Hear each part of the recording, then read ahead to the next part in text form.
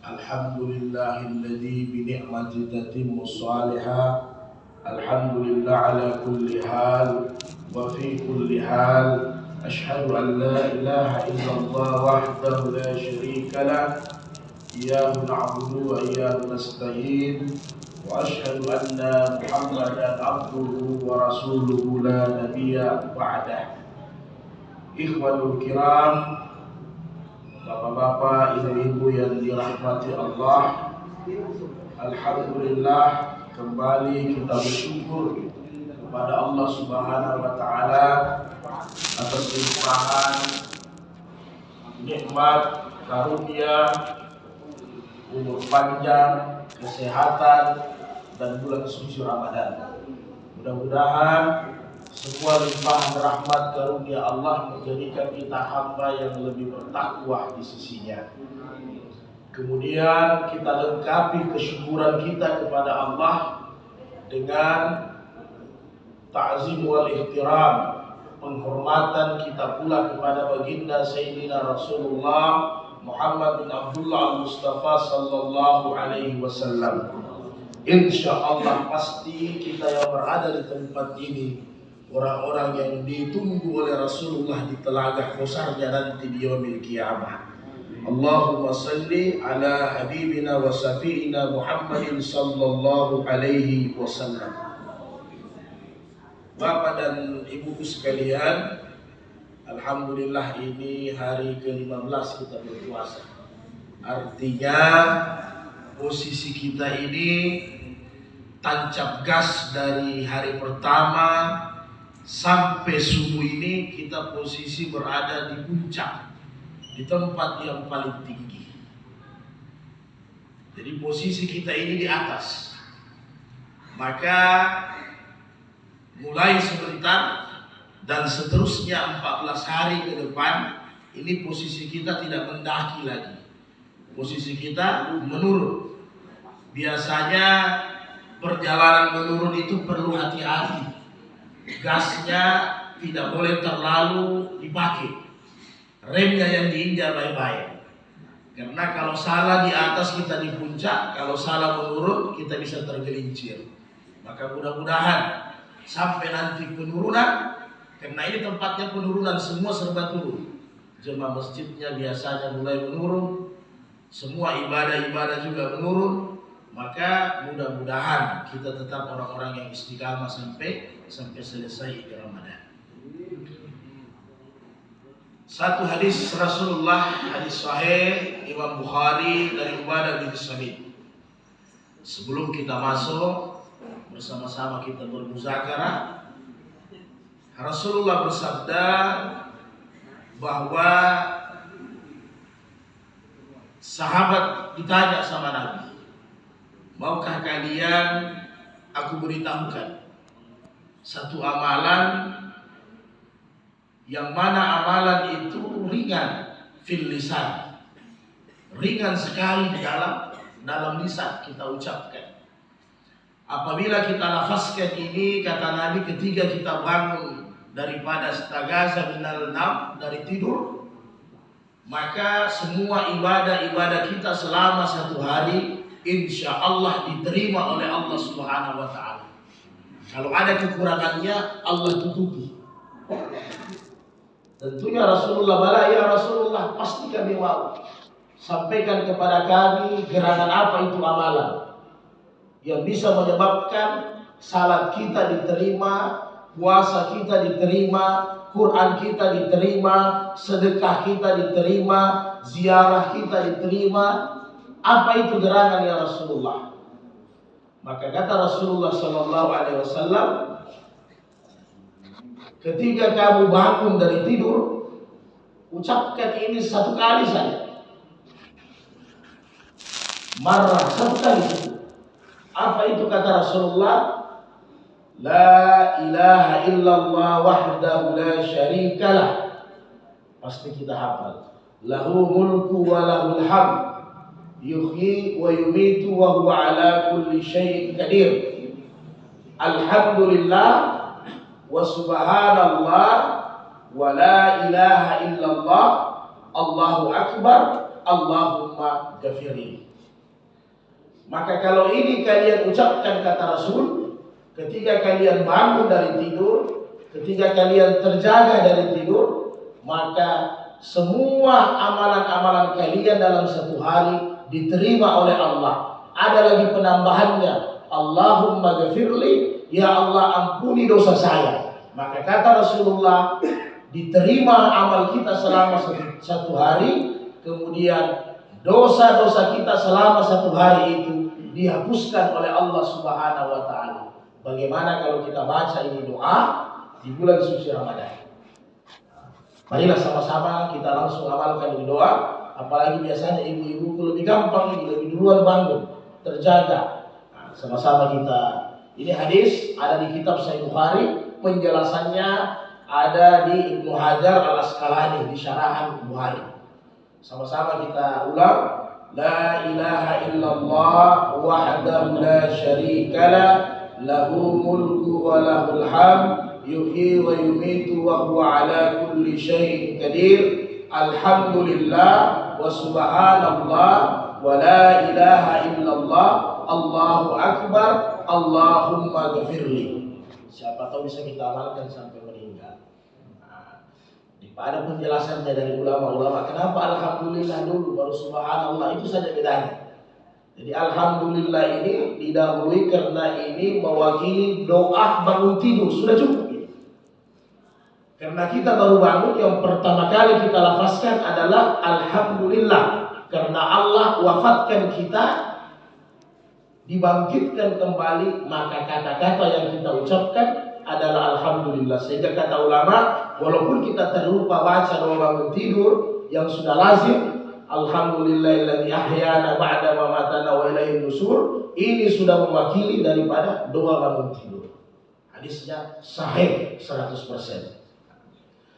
Saudaraku yang berbahagia, sebelum kita kembali bermuzakarah, jadi pada subuh hari ini saya buka dengan tetap hal yang kontra yang sering kita dengar.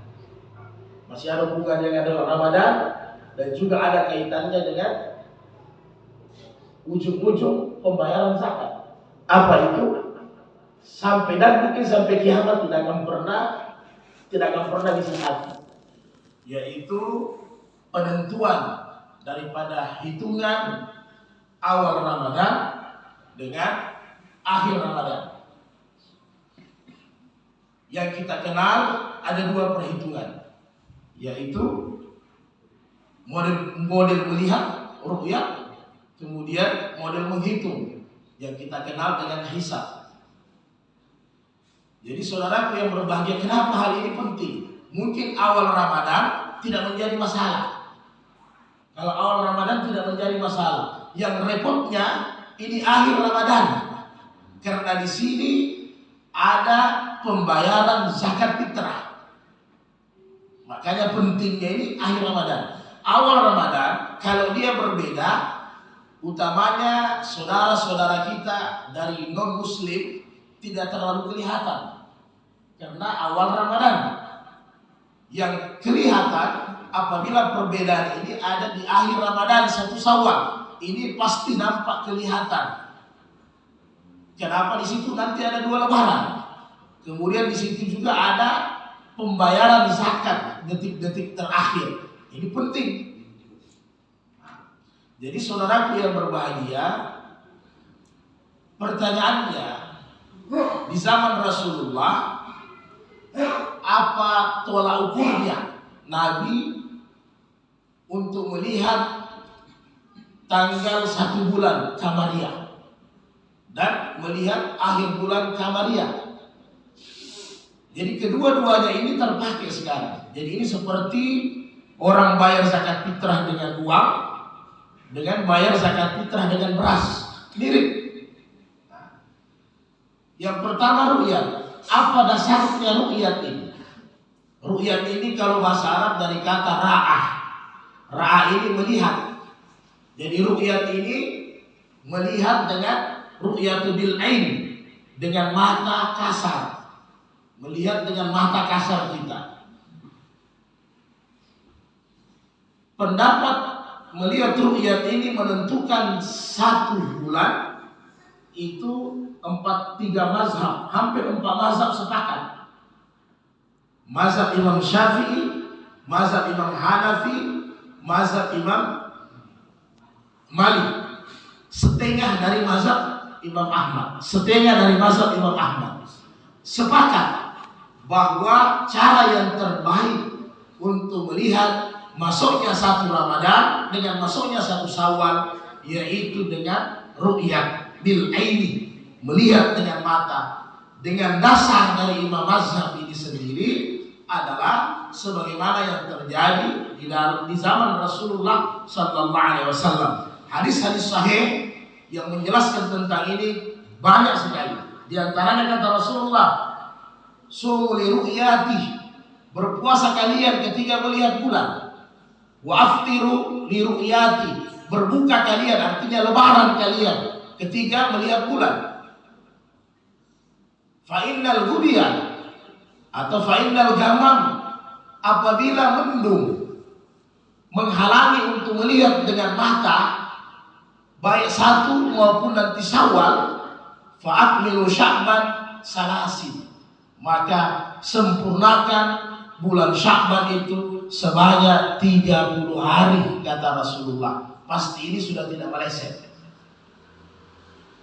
Jadi saudaraku yang berbahagia, ini hadis sahih Bukhari. Inilah dasar ketiga Imam Mazhab mengambil dasar bahwa inilah yang terbaik. Karena inilah yang dipakai di zaman Rasulullah sallallahu alaihi wasallam. Maka apabila penentuan 1 Ramadan, ketika di zaman Rasulullah apabila ada sahabat yang sudah melihat dengan mata ini bulan, ada 2 saksi, maka kesaksian itu diterima, penglihatan sahabat itu diterima. Maka itulah keputusannya ketika di zaman Rasulullah, dan ini berlaku sampai kurang lebih 4 abad, 400 tahun Rasulullah SAW meninggal, masih terpakai ini ru'yah.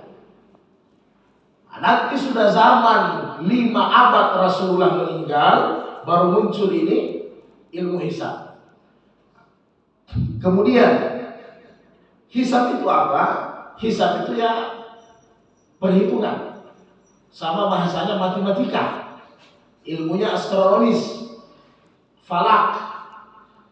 Ini hisab apakah pernah dipakai di zaman Nabi? Sama sekali tidak pernah dipakai di zaman Nabi. Apa landasannya? Utamanya Imam Mazhab Ahmad, apa landasannya diperbolehkan memakai ini hisab? Nah, ini yang dipakai di Arab Saudi sekarang. Jadi di Arab Saudi itu pakai hisab sekarang 10 tahun terakhir ini, mereka tidak pakai ru'yat lagi, sudah hisab. Dengan termasuk Mesir. Mesir juga itu sudah pakai hisab sekarang. Apa landasannya? Ini jelas-jelas ada di dalam Al-Quran juga, sama beberapa ayat, diantaranya as-samsu wal qamaru bihusban, ada di surat Ar-Rahman, bahwa matahari maupun bulan itu ada perhitungannya. Begitu juga di ayat-ayat yang lain, walita'lamu 'adadas sinina wal hisab, hendaklah kalian mengetahui, pelajari bahwa perhitungan-perhitungan, bilangan-bilangan itu harus ada hitungan-hitungannya. Inilah landasan utama dengan beberapa ayat, sehingga terpakai ini cara-cara hisab. Kemudian sampai didukung Imam Ahmad ini dengan beberapa ulama-ulama di zaman pertengahan, termasuk sampai di zaman kontemporer Al-Hubsi, kemudian kontemporer ini adalah Yusuf Qaradawi sendiri.